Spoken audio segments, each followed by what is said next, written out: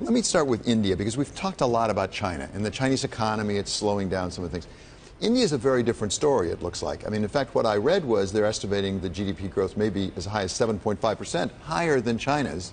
It's the seventh largest economy in the world. So how are things looking to you in India?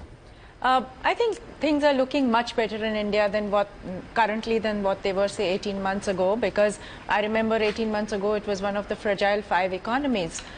From there on, actually, the macroeconomic indicators have improved substantially. Current account deficit is better, fiscal deficit is under control, inflation has come a lot under control, and again, while the monsoons have been a little tricky, the government has done a lot about managing food supplies and so on. So inflation is under control, interest rates are coming down. You see, increase in production of cars, commercial vehicles, mining activity, and so on. So I think there's a huge uptick. The real movement in the economy is now likely to come because of the government spendings going up as well. So there's a thrust on highways, there's a likely thrust on railways, defense, and so on. In terms of movement in the economy, are you seeing movement in terms of income inequality? Because the divide in India is massive. And for you, in a private bank perspective, clearly you are dealing with the wealthiest. So while the divide exists in a country like India, I think the biggest thing that's happening today is a whole lot of efforts around financial inclusion and around skilling people so as to make them more eligible or capable of generating livelihoods.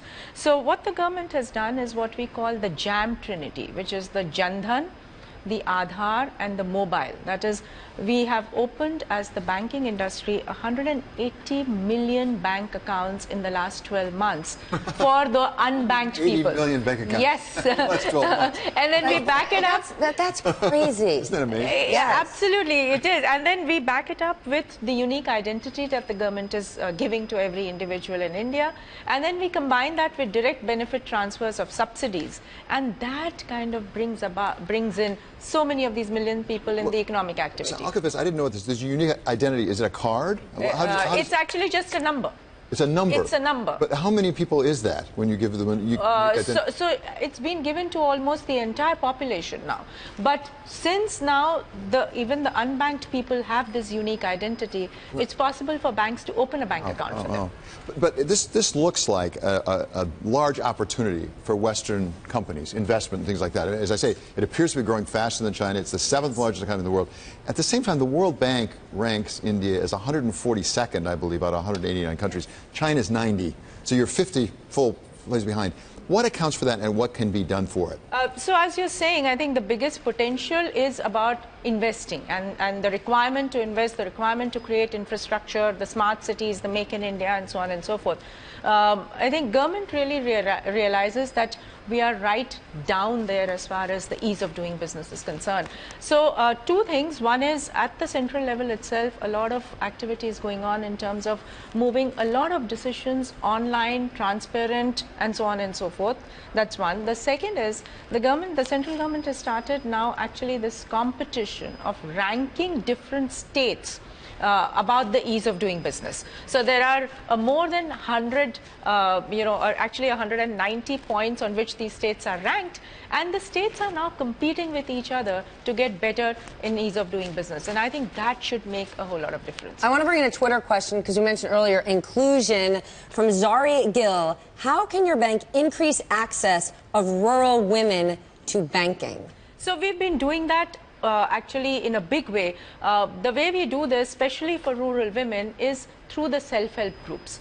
So there are in India, in rural India, there are groups of 10, 20 women who come together, who pool their savings, who then think of livelihood opportunities and take micro loans from the banks. And we have, even as a private sector bank, we have kind of assisted more than 1.3 million women just through this self-help group initiative, which helps them actually pool their savings and increase their livelihoods by taking microloans. Well, to those women and women around the world, what an inspirational story you are. Time magazine last year named you one of the 100 most influential people in the world. But what's your story within the bank? You joined at the age of 22. What was your job then? I joined as a management trainee, and I was doing project appraisals, looking at projects that are set up in India because we were a financial institution giving loans to set up those projects. But from then on, you know, the ICICI actually diversified substantially. We moved into retail consumer banking. So I had the opportunity of setting up the retail consumer banking for the bank. And then we globalized. So I was setting up the international operations for the bank. And, you know, I also looked at the control and the CFO functions. And that's how I moved up. Can I just ask, does it surprise you then, when you look at global banks or banks here in the United States, that there is not a single one having a woman as a CEO?